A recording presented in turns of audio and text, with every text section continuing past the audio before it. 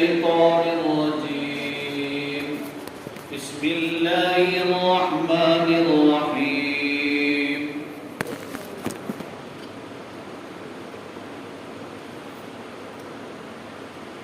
وواعدنا موسى 30 ليلة وأتممناها ب10 فتم ميقات ربه 40 ليلة وقال موسى لأخيه هارون اخلفني في قومي وأصلح ولا تتبع سبيل المفسدين ولما جاء موسى لميقاتنا وكلمه ربه قال رب أرني أنظر إليك قال لن تراني ولكن انظر إلى الجبل فإن استقر مكانه فسوف تراني فلما تجلى ربه للجبل جعله دكا وخر موسى صعقا فلما أفاق قال سبحانك تبت إليك وأنا أول المؤمنين صدق الله العظيم. സർവശക്തനായ അല്ലാഹു സുബ്ഹാനഹു വ തആല നാം ഏവരെയും അനുഗ്രഹിക്കുമാറാകട്ടെ. അല്ലാഹു സുബ്ഹാനഹു വ തആല മനുഷ്യരായ നാം ഓരോരുത്തരെയും ഈ ഭൗതിക ലോകത്തേക്ക് അയച്ചത് അല്ലാഹുവിനെ അറിഞ്ഞ് അവനെ ആരാധിക്കാൻ വേണ്ടി മാത്രമാണ്. വിശുദ്ധ ഖുർആനിൽ അല്ലാഹു പറയുന്നു, വമാ ഖലഖ്തുൽ ജിന്ന വൽ ഇൻസ ഇല്ലാ ലിയഅ്ബുദൂൻ. മനുഷ്യവർഗത്തിനെയും ജിന്നുവർഗത്തിനെയും പടച്ചത് എന്റെ ആരാധനയ്ക്ക് വേണ്ടി മാത്രമാണ്. അബ്ദുല്ലാഹി ഇബ്നു അബ്ബാസ് റളിയല്ലാഹു അൻഹുമാ ഈ ആയത്തിനെ വിവരിച്ചുകൊണ്ട് ഇല്ലാ ലിയഅരിഫൂൻ, എന്നെ മനസ്സിലാക്കുന്നതിന് വേണ്ടി മാത്രമാണ് എന്ന് വിശദീകരിച്ചിരിക്കുകയാണ്. അപ്പോൾ യഥാർത്ഥത്തിൽ മനുഷ്യരായ നമ്മുടെ സൃഷ്ടിപ്പിന്റെ ലക്ഷ്യം അല്ലാഹുവിന്റെ മഅരിഫത്ത് ഹൃദയങ്ങളിൽ നേടി ഹൃദയങ്ങളിൽ അല്ലാഹുവിന്റെ മഅയ്യത്ത് സ്ഥാപിച്ച് അല്ലാഹുവിനെ ആരാധിക്കലാണ്. അല്ലാഹുവിന്റെ മഅരിഫത്ത്, അല്ലാഹുവിന്റെ മഅയ്യത്ത് എപ്പോഴും സത്യവിശ്വാസിയുടെ ഹൃദയത്തിൽ നിഴലിച്ചു നിൽക്കേണ്ടുന്ന ഒരു ബൃഹത്തായ ഗുണമാണ്. വഹുവ മഅകും ഐനമാ കുൻതും, നിങ്ങൾ എവിടെയാണെങ്കിലും അല്ലാഹു നിങ്ങളുടെ കൂട്ടത്തിൽ തന്നെയുണ്ട്. പള്ളിയിലാണെങ്കിലും മദ്രസയിലാണെങ്കിലും കമ്പോളത്തിലാണെങ്കിലും കടയിലാണെങ്കിലും വീട്ടിലാണെങ്കിലും ഹോസ്റ്റലിലാണെങ്കിലും എവിടെയാണ് എങ്കിലും അല്ലാഹു നിങ്ങളോടൊപ്പം ഉണ്ട് എന്നൊരു ചിന്ത ഹൃദയത്തിലുണ്ട് എങ്കിൽ നമ്മുടെ ജീവിതം എപ്പോഴും പരിശുദ്ധമായിരിക്കും. അല്ലാഹുവിന്റെ മഅരിഫത്ത്, അല്ലാഹുവിനെ അറിയുക എന്ന് പറയുന്ന ഗുണം ഹൃദയത്തിൽ കിട്ടിക്കഴിഞ്ഞാൽ അതിന്റെ പ്രതിഫലനം നമ്മുടെ ജീവിതത്തിലും അവയവങ്ങളിലും തെളിഞ്ഞു നിൽക്കും. മൂസാ നബി അലൈഹിസ്സലാം അല്ലാഹുവിനുമായുള്ള സംഭാഷണത്തിനു വേണ്ടി സീനാ പർവ്വതത്തിലേക്ക് പോയി. അല്ലാഹുവിന്റെ നിർദ്ദേശപ്രകാരം സീനാ പർവ്വതത്തിൽ മൂസാ നബി അലൈഹിസ്സലാം 40 ദിവസം കഴിഞ്ഞുകൂടി. ഇതിന്റെ ഇടയിൽ അല്ലാഹുവുമായുള്ള സംഭാഷണം നടന്നു. അല്ലാഹുവിനെ കാണണമെന്ന് ആഗ്രഹിച്ചു. അല്ലാഹു സുബ്ഹാനഹു വ തആല എന്റെ തജല്ലിയാത്തിനെ, എന്റെ പ്രകാശത്തിനെ, എന്റെ ഒളിയെ ഞാൻ ആ പർവ്വതത്തിലേക്ക് അയക്കുകയാണ്. എന്റെ പ്രകാശം ആ പർവ്വതത്തിൽ വന്ന് പതിക്കുമ്പോൾ ആ പർവ്വതം അവിടെ തന്നെയുണ്ട് എങ്കിൽ നിങ്ങൾക്ക് എന്നെ കാണാൻ പറ്റും. അല്ലാഹുവിന്റെ ഒളി, അല്ലാഹുവിന്റെ പ്രകാശം വന്നതേയുള്ളൂ. പർവ്വതം തവിട് പൊടിയായി പോയി. ആ പ്രകാശം എങ്ങനെയാണ് വന്നത് എന്നതിനെ കുറിച്ച് ധാരാളം അഭിപ്രായങ്ങളുണ്ട്. വലിയ ഒരു പ്രകാശത്തിൽ നിന്ന് കുഞ്ചുവിരലിന്റെ അത്ര അംശം അല്ലാഹു പ്രകാശമായി മൂസാ പ്രവാചകന്റെ അടുക്കൽ അയച്ചു എന്നും 70,000 മറയുടെ പിന്നിൽ നിന്നുകൊണ്ട് അല്ലാഹു അവന്റെ പ്രകാശത്തിനെ മൂസാ പ്രവാചകന്റെ അടുക്കലുണ്ടായിരുന്ന പർവ്വതത്തിൽ വെളിപ്പെടുത്തി എന്നും ഒക്കെ വ്യത്യസ്തമായ അഭിപ്രായങ്ങളുണ്ട്. എന്താണെങ്കിലും അല്ലാഹുവിന്റെ ഒളി, അല്ലാഹുവിന്റെ പ്രകാശം, അല്ലാഹുവിന്റെ തജല്ലിയാത്തേറ്റ പർവ്വതം തവിടുപൊടിയായി പോയി. മൂസാ നബി അലൈഹിസ്സലാമിന് അല്ലാഹുവിന്റെ പ്രകാശം കണ്ടു നിൽക്കാൻ, താങ്ങാൻ കഴിയാതെ ബോധരഹിതനായി നിലംപതിച്ചു. ബോധത്തിൽ നിന്ന് ഉണർന്നപ്പോൾ അല്ലാഹുവിനോട് പശ്ചാത്തപിച്ചു. അതിനുശേഷം മൂസാ നബി അലൈഹിസ്സലാമിന്റെ ശരീരത്തിലും മുഖത്തും പ്രതിഫലിച്ചിരുന്ന പ്രകാശവും സൗന്ദര്യവും മനുഷ്യർക്ക് കണ്ടു നിൽക്കാൻ കഴിയുമായിരുന്നില്ല. അല്ലാമ ജലാലുദ്ദീൻ സുയൂത്തി റഹിമഹുല്ല എഴുതിയ ഒരു ഗ്രന്ഥമുണ്ട്, ദുർറുൽ മൻസൂർ എന്നാണ് ആ ഗ്രന്ഥത്തിന്റെ പേര്. വിശുദ്ധ ഖുർആനിന്റെ ആയത്തുകളെ ഹദീസ് കൊണ്ട് തഫ്സീർ ചെയ്ത് എഴുതിയ ഒരു ഗ്രന്ഥമാണ് ദുർറുൽ മൻസൂർ. ആ ഗ്രന്ഥത്തിൽ മൂസാ നബി അലൈഹിസ്സലാമിന്റെ ഈ ചരിത്ര സംഭവം വിശദീകരിച്ചതിന് ശേഷം പറയുകയാണ്, ലമ്മ കല്ലമ മൂസാ റബ്ബഹു അസ്സ വജല്ല മഖസ 40 യൗമൻ ലാ യറാഹു അഹദുൻ ഇല്ലാ മാത മിൻ നൂരില്ലാഹ്. മൂസാ പ്രവാചകൻ അല്ലാഹുവുമായി സംസാരിച്ചു കഴിഞ്ഞപ്പോ മഖസ 40 യൗമൻ, മഖസ മൂസാ നബി അലൈഹിസ്സലാം കഴിഞ്ഞുകൂടി 40 യൗമൻ 40 ദിവസം. മൂസാ നബി അലൈഹിസ്സലാം ഈ 40 ദിവസം പർവ്വതത്തിൽ പോയി മടങ്ങി വന്നതിന് ശേഷം അദ്ദേഹത്തിന്റെ മുഖത്തിലും ശരീരത്തിലും എത്ര വലിയ പ്രഭയും പ്രകാശവും ഉണ്ടായിരുന്നു. 40 ദിവസം വരെ മൂസാ നബി അലൈഹിസ്സലാമിനെ നോക്കുന്ന ആൾക്കാർ മരണപ്പെട്ടു പോകുമായിരുന്നു. സുബ്ഹാനല്ലാഹ്. ലാ യറാഹു അഹദുൻ, ഒരാളും മൂസയിലേക്ക് നോക്കുമായിരുന്നില്ല. ഇല്ലാ മാത മിൻ നൂരില്ലാഹ്, അല്ലാഹുവിന്റെ പ്രകാശത്തിനാൽ അദ്ദേഹം മരണപ്പെട്ടു പോയിട്ടല്ലാതെ. മൂസാ നബി അലൈഹിസ്സലാം അല്ലാഹുവിന്റെ തജല്ലിയാത്തിനെ കണ്ടുവന്നതാണ്. ആ കണ്ടതിന്റെ പ്രതിഫലനം ഹൃദയത്തിൽ മാത്രമല്ല ശരീരത്തിലൊക്കെ പരിലസിക്കുകയുണ്ടായി. അതുകൊണ്ട് തന്നെ മൂസാ നബി അലൈഹിസ്സലാമിന്റെ മുഖത്തേക്ക് നോക്കുന്നവര് ആ പ്രകാശവും സൗന്ദര്യവും താങ്ങാൻ കഴിയാതെ മരണപ്പെട്ടു പോകുമായിരുന്നു. അതുകൊണ്ട് തന്നെ മൂസാ നബി അലൈഹിസ്സലാം സീനാ പർവ്വതത്തിൽ നിന്ന് മടങ്ങി വന്നതിന് ശേഷം 40 ദിവസം വരെയും മുഖത്ത് മറയിട്ടുകൊണ്ടാണ് നടന്നു പോയിക്കൊണ്ടിരുന്നത്. ഭാര്യമാരെ പോലും മുഖം കാണാൻ അനുവദിക്കുമായിരുന്നില്ല. കാരണം മുഖത്ത് നിന്നും പരിലസിക്കുന്ന പ്രകാശത്തിന്റെയും സൗന്ദര്യത്തിന്റെയും ഗാംഭീര്യം താങ്ങാൻ കഴിയാതെ കാണുന്നവരൊക്കെ മരണപ്പെട്ടു പോകുമായിരുന്നു. അല്ലാഹുവിന്റെ മഅരിഫത്തിന്റെ പ്രതിഫലനം ഹൃദയത്തിൽ നിന്ന് മുഖത്തേക്കും ശരീരത്തിലേക്കും ആവഹിച്ചതിന്റെ പേരിൽ ഉണ്ടായ ഒരു യാഥാർത്ഥ്യമാണ്. വിശുദ്ധ ഖുർആനിൽ അല്ലാഹു സുബ്ഹാനഹു വ തആല ആ സംഭവം വിശദീകരിക്കുന്നുണ്ട്. വഅദിനാ മൂസാ 30 ലൈലതൻ വഅത്മംനാഹാ ബിഅശ്രിൻ ഫതമ്മ മീഖാതു റബ്ബിഹി 40 ലൈല വഖാല മൂസാ ലിഅഖീഹി ഹാറൂൻ اخلفني في قومي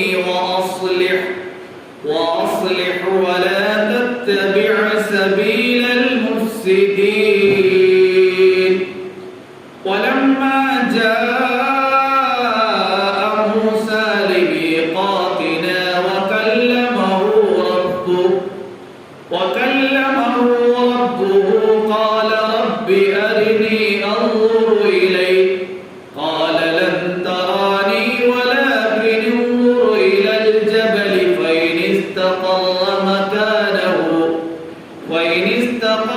مكانه فسوف تراني فلما تجلى ربه جعله دكا وخر موسى صعقا فلما أفاق قال سبحانك تبت إليك وأنا أول المؤمنين. قال يا موسى إني اصطفيتك على الناس وبكلامي فخذ ما آتيتك وكن من الشاكرين وكتبنا له في الألواح من كل شيء موعظة وتفصيلا لكل شيء فخذها بقوة وأمر قومك يأخذوا بأحسنها سأريكم دار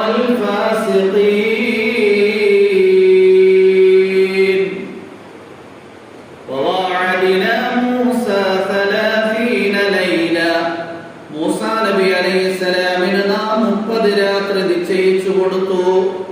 വഅത്മംനാഹാ ബിഅശരിൻ 10 കൂടി ചേർത്ത് ഫതമ്മ മീഖാതു റബ്ബിഹി 40 ലൈല അത് 40 ആക്കി പൂർത്തിയാക്കുകയും ചെയ്തു. 40 രാത്രി മൂസാ നബി അലൈഹിസ്സലാം അല്ലാഹു നിശ്ചയിച്ച സ്ഥലത്ത് കഴിഞ്ഞുകൂടുകയുണ്ടായി.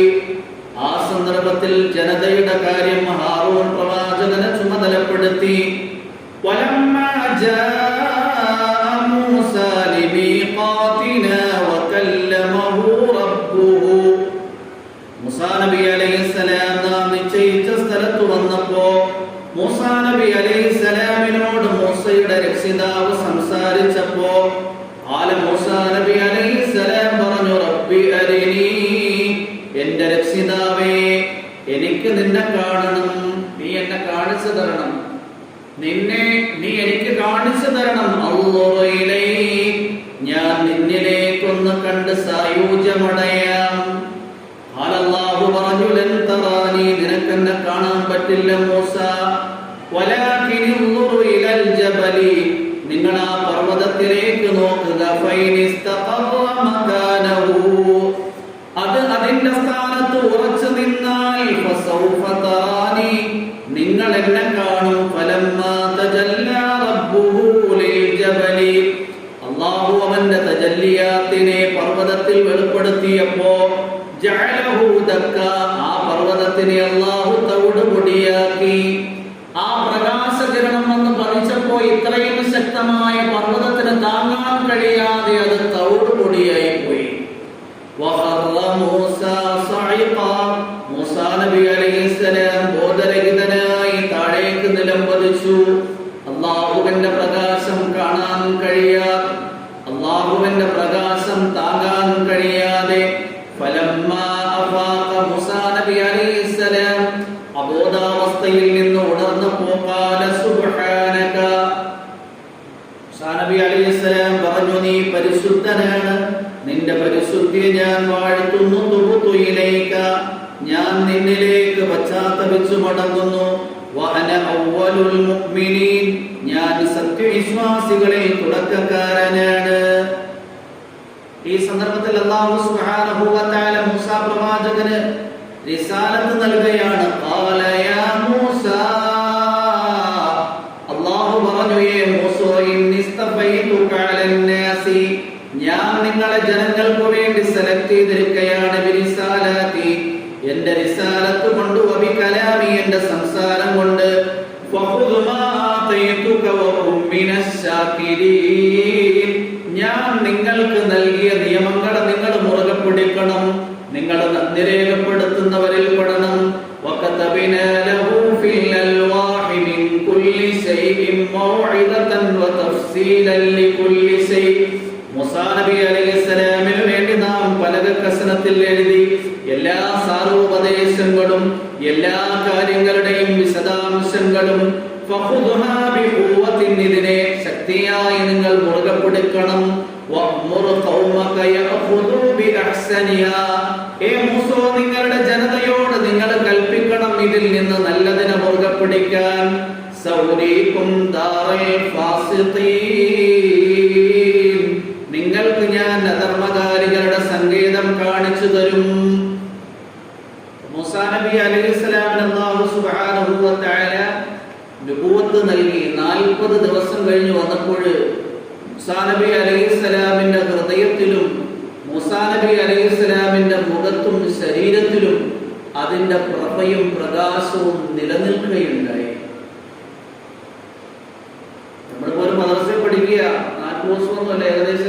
മാസത്തോളമായി അല്ലെങ്കിൽ 40 ദിവസമായി വീട്ടിലേക്ക് പോകുമ്പോൾ ഇതിന്റെ പ്രഭയും ഇതിന്റെ പ്രകാശവും ഒക്കെ വീട്ടുകാർ നമ്മളിൽ നിന്ന് അനുഭവിക്കണം. വെറുതെ കഥ പറയുന്നതല്ല.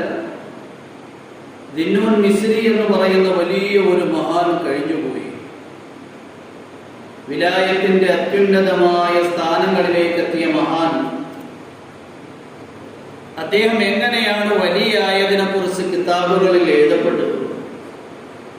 അദ്ദേഹം ഒരിക്കൽ സുഹൃത്തുക്കളുമായി യാത്ര ചെയ്യുമ്പോൾ ഒരു സ്ഥലത്ത് വിശ്രമിക്കാൻ വേണ്ടി അവരെല്ലാവരും ഇറങ്ങി.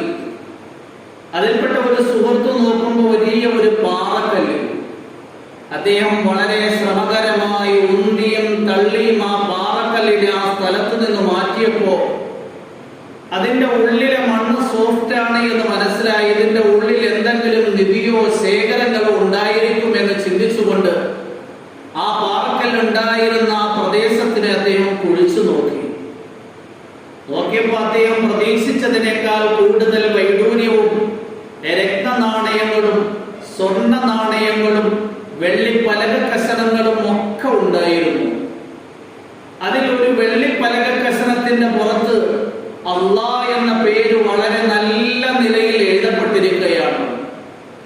സുഹൃത്തുക്കളെല്ലാവരും ആകാംക്ഷയോടുകൂടി അവർക്ക് കിട്ടിയ വലിയ അമൂല്യമായ ശേഖരം വിഭജിക്കുന്നതിനു വേണ്ടി ഒരുമിച്ചു കൂടി.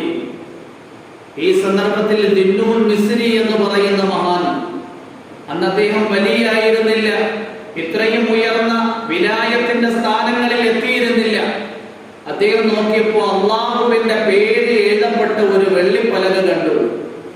കൂട്ടുകാരോട് പറഞ്ഞു, ഞാനാണ് എങ്കിൽ അമൂല്യമായ വൈഡൂര്യക്കൽ ആഗ്രഹിക്കുന്നില്ല, അമൂല്യമായ രത്നനാണയങ്ങളും ആഗ്രഹിക്കുന്നില്ല, വിലമതിക്കുന്ന സ്വർണ്ണക്കട്ടികളും വെള്ളിക്കട്ടിയും ഞാൻ ആഗ്രഹിക്കുന്നില്ല. ഞാൻ ആഗ്രഹിക്കുന്നത് അള്ളാഹുവിന്റെ പേര് എഴുതിയ ആ വെള്ളിപ്പലക കസന എനിക്ക് കിട്ടിയാൽ മതി. ബാക്കിയെല്ലാം നിങ്ങൾ വിഭജിച്ചെടുത്തുകൊണ്ട് എല്ലാവരും ചേർന്ന് അള്ളാഹ് എന്ന പേര് എഴുതിയ വെള്ളിപ്പലക ദിന്നൂൻ മിസ്രിക്ക് നൽകിയിട്ട് അമൂല്യമായ ശേഖരങ്ങൾ അവർ വിഭജിച്ചെടുത്ത് അവരെല്ലാവരും മടങ്ങിപ്പോയി. ദിന്നൂൻ മിസ്രി റഹിമഹുല്ലാഹ് രാത്രി ഒരു മഹാന സ്വപ്നം കാണുകയാണ്. അമൂല്യമായ വൈഡൂര്യക്കല്ലിനെയും അമൂല്യമായ രത്നനാണയത്തെയും അമൂല്യമായ സ്വർണ്ണക്കട്ടിയെയും അമൂല്യമായ വെള്ളിക്കട്ടിയെയും ഒക്കെ അള്ളാഹുവിന്റെ പേരിന് വേണ്ടി ഉപേക്ഷിക്കാനും സമർപ്പിക്കാനും നിങ്ങൾ തയ്യാറായതിന്റെ പേരിൽ അള്ളാഹു നിങ്ങളെ വലിയാക്കിയിരിക്കുകയാണ്, അള്ളാഹു നിങ്ങളെ സ്നേഹിതനാക്കിയിരിക്കുകയാണ്. അതിനുശേഷം വിലായത്തിന്റെ ഉന്നതമായ സ്ഥാനങ്ങളിലേക്ക് ദിന്നൂൻ മിസ്രി റഹിമഹുല്ലാഹ് എത്തിപ്പെടുകയുണ്ടായി. ഇതിപ്പോ മദ്രസയിൽ നിന്ന് വീട്ടിൽ പോകുന്ന ആഹ്ലാദത്തിലും സന്തോഷത്തിലുമാണ് നമ്മളുള്ളത്. നമ്മൾ യഥാർത്ഥത്തിൽ മദ്രസയിൽ നമ്മുടെ ഹൃദയത്തിൽ കുത്തിവെക്കുന്നത്, നമ്മുടെ നാവിലൂടെ ഉരവിടുന്നത് അല്ലാഹ് എന്ന് പറയുന്ന മന്ത്രങ്ങളും അള്ളാഹുവിന്റെ കലാമാകുന്ന ഖുർആനിന്റെ വചനങ്ങളും അല്ലെങ്കിൽ അതിന്റെ വിശദാംശങ്ങളാകുന്ന ഹദീസും അല്ലെങ്കിൽ ഇത് രണ്ടിൽ നിന്നും ഇസ്തിൻബാത്ത് ചെയ്തെടുത്ത ഫിഖ്ഹിന്റെ നിയമങ്ങളും ഒക്കെയാണ്.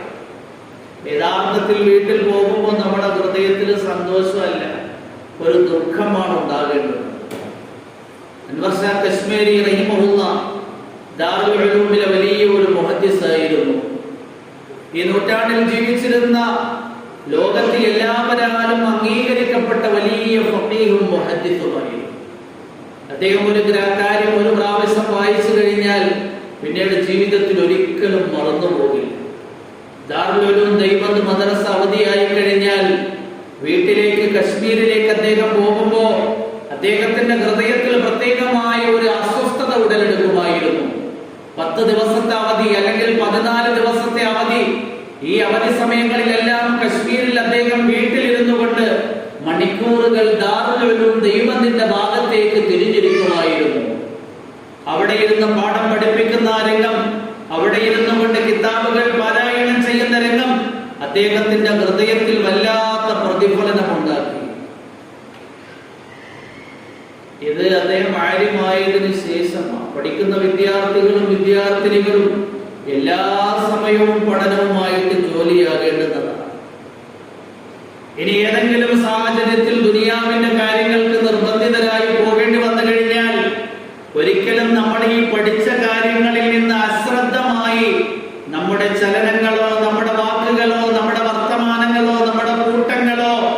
ഒന്നും സംഭവിക്കാതെ പ്രത്യേകം ശ്രദ്ധിക്കണം. ഖാജ അസീസുൽ ഹസൻ എന്ന് പറയുന്ന മൗലാന അഷ്റഫ് അലി താനവി റഹിമഹുല്ലാന്റെ ഒരു ഖലീഫ ഉണ്ടായിരുന്നു. ഖലീഫ എന്ന് കേൾക്കുമ്പോൾ നിങ്ങൾ വിചാരിക്കുക ഏതെങ്കിലും സൂഫിയായിരിക്കും. യഥാർത്ഥത്തിൽ ഖാജ അസീസുൽ ഹസൻ അദ്ദേഹം കളക്ടറായിരുന്നു. ഇന്നും ഗവൺമെന്റ് ഉദ്യോഗ തലങ്ങളിൽ ഇന്ത്യ ഗവൺമെന്റിൽ ഏറ്റവും ഉയർന്ന ഉദ്യോഗ തലമായി പരിഗണിക്കപ്പെട്ടിരിക്കുന്നത് കളക്ടറിനെയാണ്. അന്നും അങ്ങനെ തന്നെ ഇന്നും അങ്ങനെ തന്നെ നിലനിൽക്കുന്ന ഒരു ഉന്നതമായ ഉദ്യോഗത്തിന്റെ മേഖലയാണ്. ഈ ഖാജ അസീസുൽ ഹസൻ എന്ന് പറയുന്നയാൾ കളക്ടറായിരുന്നു. മൗലാന അഷ്റഫ് അലി താനവി റഹിമഹുല്ലാഹയെ ബൈഅത്ത് ചെയ്ത് അദ്ദേഹവുമായി ആത്മീയ ബന്ധം സ്ഥാപിച്ച് അള്ളാഹുവിലേക്ക് ലയിച്ചു ചേർന്ന വലിയ ഒരു മഹാനായിരുന്നു. മൗലാന മുഫ്തി ഷഫീ സാഹിബ് റഹിമഹുല്ലാ പറയുന്നുണ്ട്, മഅരിഫുൽ ഖുർആനിന്റെ മുസന്നിഫായ മഹാനായ മുഫ്തി ഷഫീ റഹിമഹുല്ലാ എഴുതുകയാണ്, ഞങ്ങൾ ഒരിക്കൽ ഈ ഖാജ അസീസുൽ ഹസൻ റഹിമഹുല്ലാന്റെ അടുക്കൽ ഒരുമിച്ച് കൂടി. ഞങ്ങൾ ധാരാളം പണ്ഡിതന്മാരുണ്ടായിരുന്നു. അദ്ദേഹത്തിന്റെ അടുക്കൽ ആത്മീയത തേടി വന്ന ധാരാളം മുരീദന്മാരുണ്ടായിരുന്നു. ഖാജ അസീസുൽ ഹസൻ റഹിമഹുല്ലാ ഞങ്ങളുടെ മജ്ലിസിൽ വെച്ച് ഇങ്ങനെ തമാശ പറയാൻ തുടങ്ങി. തമാശ കേട്ടപ്പോൾ നമ്മളൊക്കെ ചിരിച്ച് അവസാനം ഞങ്ങൾ പറഞ്ഞു, മാനവറുകളെ ഇനിയും തമാശ പറഞ്ഞ് ഞങ്ങൾ ഛർദ്ദിച്ചു പോകും. ചിരിച്ച് ഞങ്ങൾ ഊപ്പാട് വന്നിരിക്കുകയാണ്. ഖാജ അസീസുൽ ഹസൻ റഹിമഹുല്ലാ ചോദിക്കുകയുണ്ടായി, ഞാൻ ഇത്രയും തമാശ പറഞ്ഞു, നിങ്ങളുടെ ഹൃദയത്തിലുണ്ടായ കുളിർമയുടെയും ആനന്ദത്തിന്റെയും പേരിൽ നിങ്ങൾ ചിരിച്ച് അട്ടഹസിച്ചു. ഇതിന്റെ ഇടയിൽ എത്ര സമയം അല്ലാഹുവിൽ നിന്ന് നിങ്ങൾ ഗാഫിലായി? എല്ലാവരും നിശബ്ദരായി. കാരണം തമാശ കേൾക്കുമ്പോൾ ആരാ അല്ലാഹുവിനെ ഓർക്കുന്നത്? ഖാജ അസീസുൽ ഹസൻ റഹിമഹുല്ലാ പറയുകയുണ്ടായി, നിങ്ങൾ ഇങ്ങനെ കുമ്മുമാച്ചിരിക്കുന്ന തമാശ ഞാൻ പറഞ്ഞപ്പോഴും എന്റെ ഹൃദയത്തിൽ ഒരു നിമിഷം പോലും അല്ലാഹ് എന്ന ചിന്തയിൽ നിന്ന് മറഞ്ഞു നിന്നിരുന്നില്ല.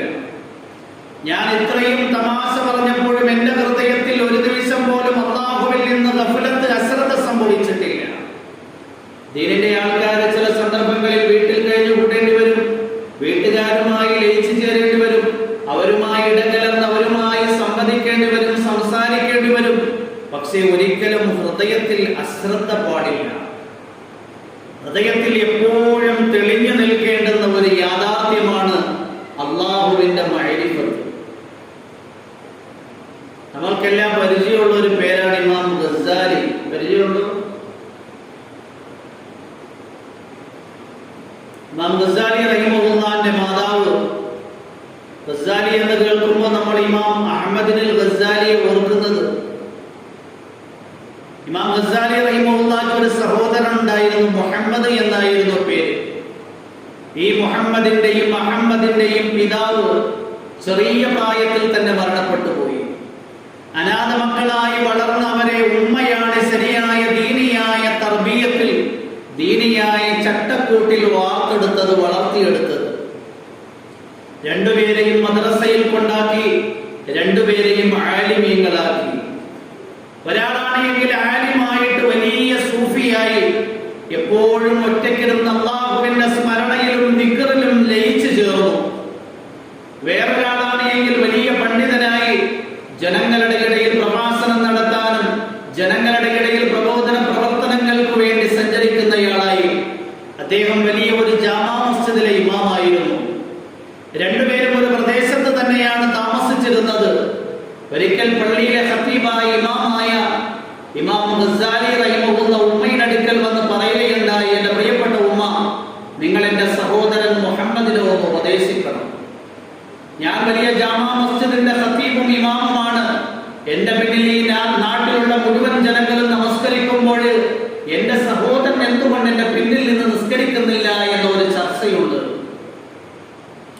മാതാവ് വിളിച്ച് മുഹമ്മദ് റഹിമഹുല്ലയോട് പറഞ്ഞു, മോനെ, നീ അഹ്മദുൽ ഗസ്സാലി നിന്റെ ജ്യേഷ്ഠന്റെ പിന്നിൽ നിന്ന് നിസ്കരിക്കണം. ജനങ്ങളുടെ ഇടയിൽ ഇങ്ങനെ ഒരു ചർച്ചയുണ്ടായിരിക്കുകയാണ്.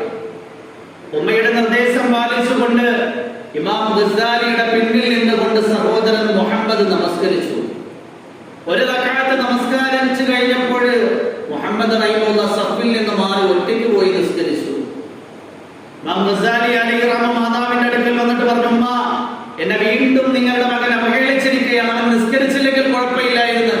എന്റെ ബേക്കിൽ നിന്ന് നിസ്കരിച്ച് ഒരു റക്അത്തായപ്പോൾ സഫ് വിട്ട് ഒറ്റയ്ക്ക് പോയി നിസ്കരിച്ച് ജനങ്ങളുടെ ഇടയിൽ പല നിലയിൽ ആശങ്കയും തെറ്റിദ്ധാരണകളും ഉടലെടുത്തിരിക്കുകയാണ്. അതുകൊണ്ടൊന്ന് മകനോട് ഉപദേശിക്കണം. മുഹമ്മദ് റഹിമഹുള്ളാഹി വിളിച്ചിട്ട് ചോദിച്ചു, മോനെ, നീ എന്തുകൊണ്ടാണ് സഹോദരനെ അവഹേളിച്ചത്? ജനങ്ങളുടെ ഇടയിൽ വലിയ അംഗീകാരമുള്ള വ്യക്തിത്വത്തിന്റെ ഉടമയാണ് ഇദ്ദേഹം എന്ന് നിങ്ങൾക്ക് അറിയില്ലേ? പിന്നിൽ നിന്ന് നിസ്കരിച്ചിട്ട് ഒരു റക്അത്ത് കഴിഞ്ഞപ്പോൾ നിങ്ങൾ മാറി നിസ്കരിച്ചു കഴിഞ്ഞാൽ ജനങ്ങൾ ചിന്തിക്കില്ലേ, ഇമാമിന്റെ നിസ്കാരം ശരിയല്ല, ഇമാമിന് എന്തോ തെറ്റ് സംഭവിച്ചു, അല്ലെങ്കിൽ ഇമാം എന്തെങ്കിലും ഗുരുതരമായ പാതകങ്ങൾ ചെയ്തയാളാണ് എന്ന് ജനങ്ങൾ ചിന്തിക്കത്തില്ലേ? മുഹമ്മദ് റഹിമഹുള്ളാഹി പറഞ്ഞപ്പോൾ മാപ്പാക്കണം. ഒരാളെ നജാസത്ത് മാലിന്യങ്ങളുടെ പുറത്ത് നിസ്കരിക്കുകയാണെങ്കിൽ അയാളെ നിസ്കാരം ശരിയാവോ? ഉമ്മ പറഞ്ഞ നിസ്കാരം ശരിയാവൂല. ഞാൻ ഒരു റക്അത്ത് കഴിഞ്ഞ് രണ്ടാമത്തെ റക്അത്തിൽ എന്റെ ജ്യേഷ്ഠനെ നോക്കുമ്പോ മൂപ്പരാണ് എങ്കിൽ നിഫാസ് രക്തത്തിന്റെ മുകളിൽ നിന്ന് നിസ്കരിക്കുകയാണ്. എങ്ങനെയാണ് ഇമാമിന്റെ നിസ്കാരം രക്തത്തിന്റെ മുകളിലാകുമ്പോൾ മഅ്മൂമിന്റെ നിസ്കാരം ശരിയാകുന്നത്? അതുകൊണ്ട് നിസ്കാരത്തിൽ നിന്ന് ഞാൻ ഒഴിവായി ഒറ്റയ്ക്ക് നിസ്കരിച്ചതാണ്.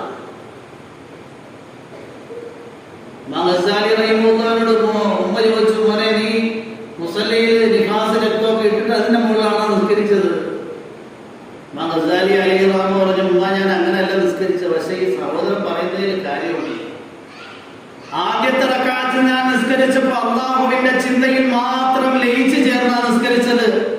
രണ്ടാമത്തെ റക്അത്ത് നിസ്കാരമായപ്പോൾ നിസ്കാരത്തിനൊന്നും ഞാൻ ഫിഖ്ഹിന്റെ കിതാബ് നോക്കിയിട്ടാണ് നിസ്കരിക്കാൻ കയറിയത്. അതിലെ ഹൈദിന്റെയും നിഫാസിന്റെയും മസലയാണ് ഞാൻ നോക്കിക്കൊണ്ടിരുന്നത്. രണ്ടാമത്തെ റക്അത്തായപ്പോൾ ഈ നിഫാസിന്റെ മസല എന്റെ ഹൃദയത്തിൽ ഇങ്ങനെ തകിട്ടി വന്നു. ബേക്കിൽ നിന്ന് കശ്ഫുള്ളയാളെന്താ കണ്ടത്? നിഫാസിന്റെ മുകളിൽ നിസ്കരിക്കുന്നയാളായി. മാതാവ് പറഞ്ഞ് രണ്ടുപേരും ചെയ്തത് ശരിയല്ല. നമ്മളാണെങ്കിൽ പറയുമോ, മുഹമ്മദ് റഹിമഹുള്ളാഹി ഭയങ്കര കശ്മും കറാമത്തൊക്കെ ഉള്ള ആളാണ് പറയത്തില്ലേ? മാതാവ് പറഞ്ഞ, മക്കളെ, നിങ്ങളിൽ ഒരാളാണ് എങ്കിൽ നിഫാസിന്റെ മുകളിലായി, ഒരാളുടെ ഹൃദയമാണ് എങ്കിൽ നിഫാസിലേക്ക് തിരിഞ്ഞു, വേറൊരാളുടെ ഹൃദയമാണ് എങ്കിൽ നിഫാസിലേക്ക് തിരിഞ്ഞയാളുടെ ഹൃദയത്തിലേക്ക് തിരിഞ്ഞു. രണ്ടുപേരുടെയും ഹൃദയം തിരിയേണ്ടിയിരുന്നത് ഏകനായ സർവസൃഷ്ടി സംഹാരകനായ അല്ലാഹുവിലേക്കായിരുന്നു. രണ്ടുപേർക്കും തർബിയത്ത് കൊടുത്തു. പെണ്ണുങ്ങളാണ്. പെട്ടെന്ന് കറാമത്ത് കണ്ടു കഴിഞ്ഞാൽ കമന്ന് വീഴ്ന്നു പോകുന്ന ഒരു കാലമാണ്. കറാമത്തിന് ഭയങ്കരമായ മാർക്കറ്റിംഗ് ഉള്ള കാലമാണ്. അത്ഭുത സിദ്ധിയൊന്നും ഇല്ലാതെ തന്നെ അത്ഭുത സിദ്ധികളൊക്കെ പറയുന്ന ഒരു കാലമാണ്. എനിക്ക് ഇന്ന അത്ഭുത സിദ്ധി ഉണ്ടായി എന്നൊക്കെ പറയുന്നു. കാക്കുമാറാകട്ടെ, നമ്മളൊക്കെ ആഗ്രഹിക്കുന്നുണ്ട് ഒന്നും ചെയ്യാതെ എങ്ങനെയെങ്കിലും ഒരു ദിവസം റോഡുകളെ വനാത്തിലൊന്ന് മുസല്ലെ അന്തരീക്ഷത്തിൽ പോയി ആ അന്തരീക്ഷത്തിൽ ഞാനൊന്ന് നിസ്കരിക്കുന്ന രംഗം ഇവിടെ ഉള്ളവരൊന്ന് കണ്ടിരുന്നെങ്കിൽ പിന്നെ എനിക്ക് കിട്ടുന്ന അംഗീകാരവും പദവിയും പറയണം. അബ്ദുൽ മാലിക് സിദ്ദീഖി റഹിമഹുല്ലാഹ് വലിയ ഒരു മഹാനാണ്. മഹാനവറുകളാണ് എങ്കിൽ നമസ്കരിക്കാൻ വേണ്ടി നിന്ന് കഴിഞ്ഞാൽ കുറെ നേരം തക്ബീറത്തിൽ ഇറങ്ങട്ടാൻ നിൽക്കും. കുറെ ശിഷ്യഗണങ്ങൾ ചോദിച്ചു, മഹാനവറുകളെ, നിസ്കാരത്തിൽ മുസല്ലയിൽ പോയിട്ട് നിങ്ങൾ എന്തിനാ ഇങ്ങനെ തക്ബീറത്തിൽ ഇറങ്ങട്ടുന്നതിന് പിന്തുന്നത്? വസ്വാസ് ഉള്ളത് കൊണ്ടാണ്. ചിലർ ഈ ശാഫി മതത്തിലുള്ള ആൾക്കാർക്ക് വസ്വാസ് ഉള്ളതുകൊണ്ട് കയ്യെട്ടാൻ വേണ്ടി ഇങ്ങനെ നിയത്ത് ശരിയായോ ഇങ്ങനെ വസ്വാസിന്റെ പേരില്ലേ ഇങ്ങനെ കണ്ടിട്ട് അല്ലോ എന്ന് പറഞ്ഞിട്ട് അവസാനേ കയ്യെട്ടുള്ളൂ. അപ്പൊ മഹാനായ ഈ മുരീദിനോട് ജനങ്ങൾ ചോദിച്ചപ്പോ ഖാജ അബ്ദുൽ മാലിക് സിദ്ദീഖി റഹിമഹുല്ലാഹ് പറയുകയുണ്ടായി, യഥാർത്ഥത്തിൽ ഞാൻ നിസ്കാരത്തിൽ കൈകെട്ടുന്നതിന് പിന്തുന്നത് എന്റെ ഹൃദയവും കഅബയുമായുള്ള ബന്ധം മാറി അള്ളാഹുവിലേക്ക് ഹൃദയം തിരിക്കുന്നതിനു വേണ്ടി അത്രയും സമയം ഞാൻ എടുക്കുന്നു. കഅബയുടെ നേരെയാ തിരിഞ്ഞു നിൽക്കുന്നത്. ഹൃദയത്തിൽ നിന്ന് കഅബ മാറണം. കഅബയുടെ രക്ഷിതാവായിരിക്കണം ഹൃദയത്തിൽ വേണ്ടുന്നത്. നിസ്കാരം എന്ന് പറഞ്ഞു കഴിഞ്ഞാൽ അൽ മുസല്ലി യുനാജി റബ്ബഹു, നിസ്കരിക്കുന്നവൻ അവന്റെ രക്ഷിതാവായ അള്ളാഹുവുമായി കൂടിക്കാഴ്ച നടത്തുകയാണ്. അതുകൊണ്ട് മുമ്പിൽ കഅബ പോലും പാടില്ല. നമ്മളാണെങ്കിൽ നിസ്കരിക്കുന്ന സമയത്ത് കഅബ പോയിട്ട് ഈ നിൽക്കുന്ന റൂമിലെങ്കിലും ഉണ്ടായിരുന്നെങ്കിൽ കൊള്ളായിരുന്നു. നമ്മളെന്ത് ചെയ്ത് ഈ മദ്രസയും വിട്ട് പിന്നെ വീടും വിട്ട് പിന്നെ ഏതെങ്കിലുമൊക്കെ ലോകത്തായിരിക്കും പോകുന്നത്. ഏറ്റവും കൂടുതൽ കൂടിക്കാഴ്ചയുടെ സന്ദർഭത്തിലായിരുന്നു, നിസ്കാരത്തിന്റെ സന്ദർഭത്തിലായിരുന്നു. അതുകൊണ്ട് നമ്മൾ ഓരോരുത്തരും നിസ്കാരത്തിൽ അള്ളാഹുവിന്റെ മഅരിഫത്ത്, അള്ളാഹുവിന്റെ മഅയ്യത്ത് ശരിയായി അതിന്റെ അനുഭൂതികൾ ആസ്വദിച്ചുകൊണ്ട് നിർവഹിക്കുന്ന അവസ്ഥയുണ്ടാകും. ശിഹാബുദ്ദീൻ സുഹ്റവർദി എന്ന് പറയുന്ന വലിയ ഒരു മഹാനുണ്ടായിരുന്നു. അദ്ദേഹത്തിന്റെ അടുക്കൽ ധാരാളം പേര് ലോക രാജ്യങ്ങളിൽ നിന്ന് ആത്മീയ നിർവൃതി അടയാൻ വേണ്ടി എത്തിപ്പെടുമായിരുന്നു.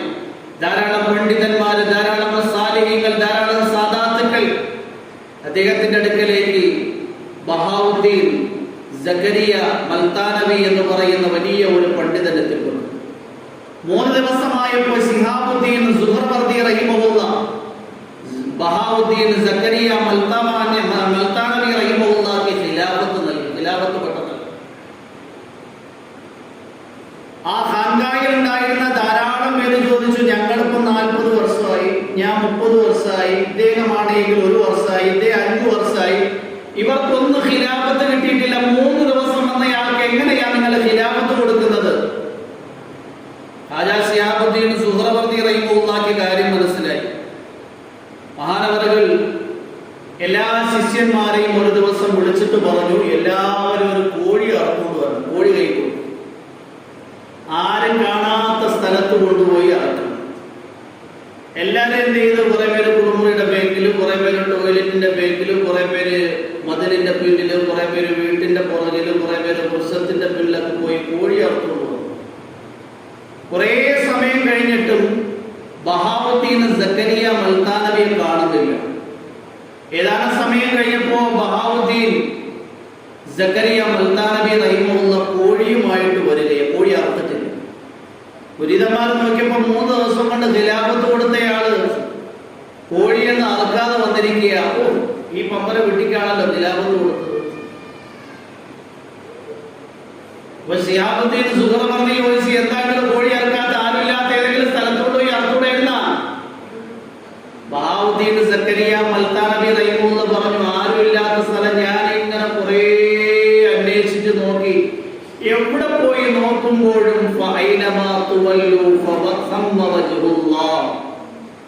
എവിടെ പോയി കഴിഞ്ഞാലും അല്ലാഹു നിങ്ങളുടെ കൂട്ടത്തിൽ തന്നെ ഉണ്ട്. അല്ലാഹു നിങ്ങൾ എവിടെയാണെങ്കിലും അവിടെയെല്ലാം നിങ്ങളുടെ കൂട്ടത്തിലുണ്ട്.